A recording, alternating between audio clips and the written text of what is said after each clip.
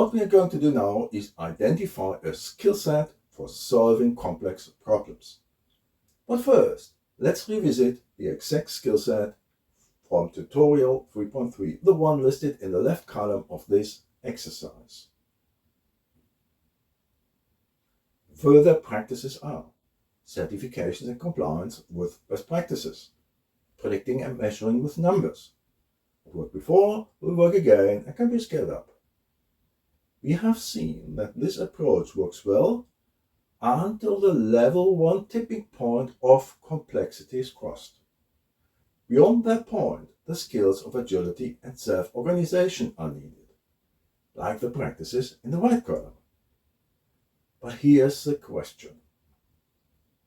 If agility and self-organization are what we need beyond this point, why are they criticized just like the exact practices? Instead of answering that question, let me ask this. No matter what approach we use, where's the guidance for solving the gaps, conflicts, and root causes we've uncovered throughout this manifesto and its tutorials? At the end of the day, we are missing a third skill set, a skill set specifically for solving complex problems, and we need it urgently. Now, this is not about one set of skills being better than another. In today's world, we need all three, plus solid management skills, and they should complement each other, not compete. The good news is that some of these people with the needed skills may still be in your organization. They are often experienced experts in their fields. Some managers or executives may also have this capacity. But here's the problem. These individuals are often not seen as the problem solvers or innovators your organization truly needs. The cost savers who find hidden savings without creating new damage somewhere else. Or the coaches who can help managers and executives to lead their organizations into a prospering future. Solving this should be a matter of updating some job and role descriptions with skills needed to solve complex problems. Another source is that of people who have been laid off or left on their own because their skills didn't fit traditional job descriptions. And these are the kind of individuals worth bringing on board. But don't wait too long. Once more organizations understand their value, this source will dry up quickly. Let's make things more concrete. The term for this ideal skill set has existed for a long time. It's called polymath.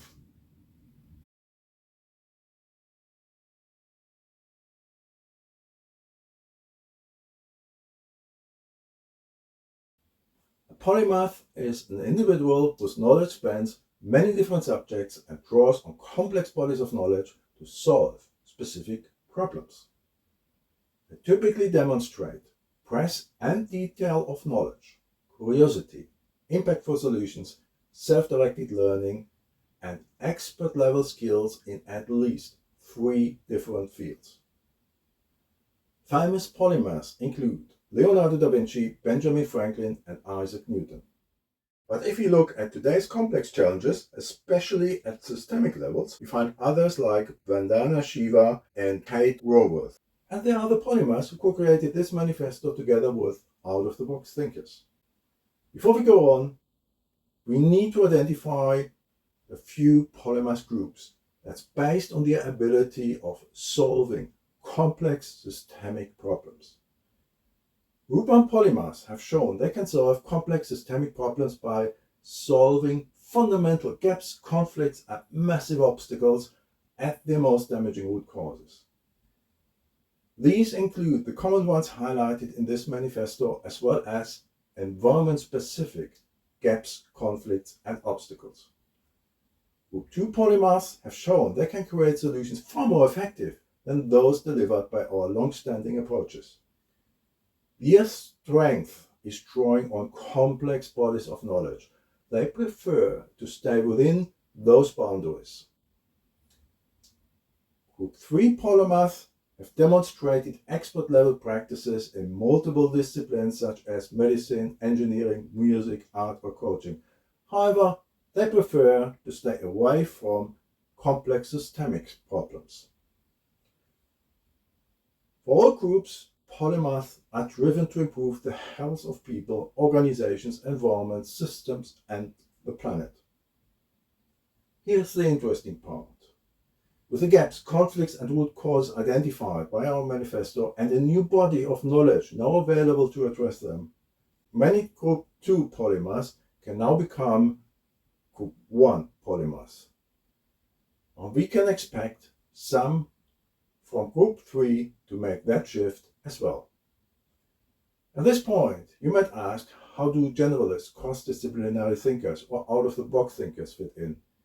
Well, these are great foundations. However, polymaths also have hands-on expert-level experience in at least 3 fields. There's another aspect. Polymaths can go deep into multiple areas, but not as deep as lifelong specialists in each one. When it comes to solving complex problems, it requires a team. Polymaths, domain experts, generalists, out-of-the-box thinkers, and managers working together and complementing each other. With that foundation in place, let's now explore the ideal skill set for solving complex problems.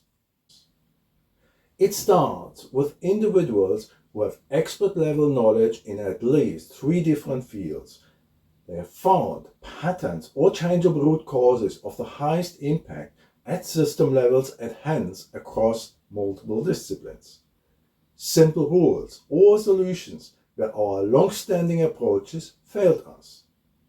The individuals are driven to continuously learn new things, be persistent until they have found problem-solving answers or solutions. Seek what provides the highest value across fields, areas, and subjects. Get solution designs over the tipping points where they become executable, scalable, and durable at system levels. Apply core human values and essential behaviors such as adaptive integrity. The ways of thinking are critical and creative, learning from failure. Every situation can or will be different when the environment is complex. What worked before can be the root cause of failure in the current situation. Solving the most damaging root causes at the system levels. What delivered needed results in complex environments is more important than standard methods, frameworks, popular trends, established practices, and popular ways of thinking. Their abilities are listening authentically, that is, listening such that the other person or group gets the feeling of being fully understood. Switching effortlessly between exact and open practices, exact and verbal laws of nature. Integrating the highest impact solution elements from exact and verbal laws of nature, multiple disciplines and subjects, exact and open practices, methods, best practices, and frameworks. What delivered needed results in the field and science into simple solution packages providing the highest value at the lowest cost and risk for the system level. They coach others to find new insights themselves. Because experts in the field ask for it, they coach with external lessons learned, insights, and solutions when the normal coaching is exhausted. They co-create solutions with representatives of the groups involved and impact. Deliver on shared goals while applying relevant paths in their private life. Senior polymaths are expected to have 10 or more years of matching most of these criteria. Found multiple systems level solutions that delivered needed results where our long-standing approaches failed us. That's the ideal skill set we propose. The next matter to address is the huge pressure to solve complex problems where there is a limited pool of available polymers.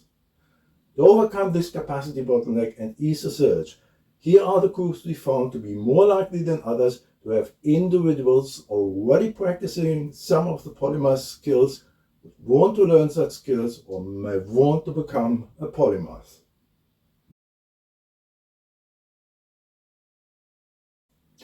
The first group is those with neurodiversity such as ADHD, dyslexia, autism, and the autism group of Asperger. To compensate for the disadvantages that come with neurodiversity, these individuals often develop skills like talent well beyond what is normally seen, a drive to think and act outside the box, finding insights and solutions others cannot find, hyperfocus, being persistent. The second group is those with an extended education in mathematics. This includes physics and engineering. The benefit of mathematics is that these individuals are trained in finding deep insights independent of discipline, subjects, and areas.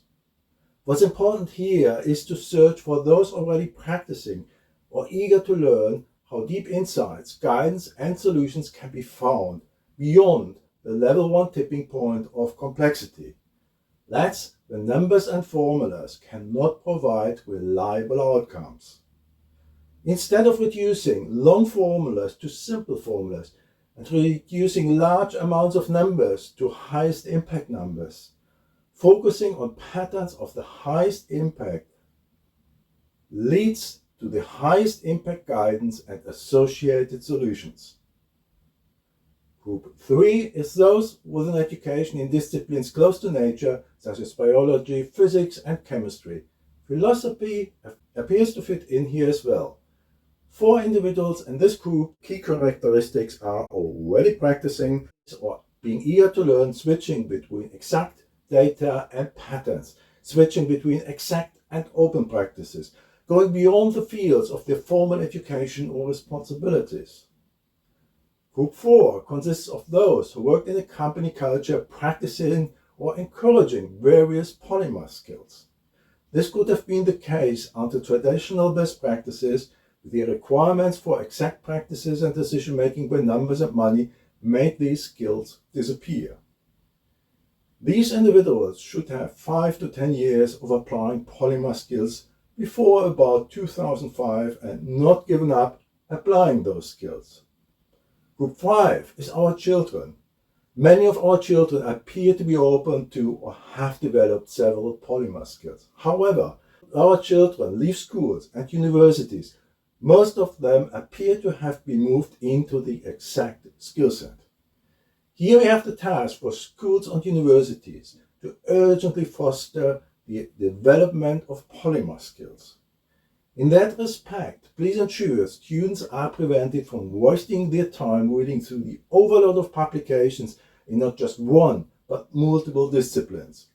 Such a situation would be in conflict with the tipping point and capacity bottleneck laws of nature. This can be prevented by coaching them towards highest impact information from multiple disciplines and artificial intelligence tools. The further need is education and coaching to make solutions practical, executable, scalable, and durable at the system levels. With the ideal skill set and the further groups identified, let's now address 2 remaining issues. The first issue is that, by default, solicitation and job advancement processes, as well as popular ways of thinking, exclude individuals with skills for solving complex problems. This happens when these processes and expectations demand characteristics opposite to characteristics often seen with the problem solvers your organization may need. Typical exclusion criteria are underdeveloped communication and social skills versus excellent communication and social skills required. Being seen as an outsider versus being expected to be a team player. Being in a low position where this career progression expected or longer periods of unemployment. Finding the problem solver starts by reviewing hiring and job advancement processes and turning exclusion criteria into inclusion criteria, like the individual communicates by listening to what is really needed to solve a complex problem, contributing high to highest impact lessons learned knowledge or solutions from multiple disciplines. Neurodiversity is a plus. Once on the job, they may need support from people around them. People around them should be educated on why they may behave differently and what they can do to help them. Of course, communication and behavioral training or coaching of these individuals can serve as support as well. The second issue is how to best utilize these hard-to-find individuals. Our recommendation is to invite them into key advisory positions of decision-making, innovation, strategy development, and solution design, train them in coaching practices, and have them coach others. That's it. What's left is to identify a few guiding questions. Here we go. When an organizational system suffers from too much bureaucracy or complexity, or needs to find effective solutions to complex matters, is the organization actively searching for individuals with the skill set for solving complex problems? Have salary grids, hiring processes, job advancement criteria, and associated regulations been adjusted accordingly? Have executives and managers been educated and coached on what is expected of them to unleash the power of such individuals? Are such individuals in key positions of decision-making, innovation, strategy development, or solution design? Schools and the universities. In the light of the threats we face around us, what is your school or university doing to foster the skill set for solving complex problems? Thanks for watching this recommendation. Having people with polymer skills is one thing, as what is expected from them may be seen as too innovative. Let's move on to how an adjustment of research and innovation processes can speed up solving complex problems drastically and unleash the power of available, innovative solutions of high to highest impact.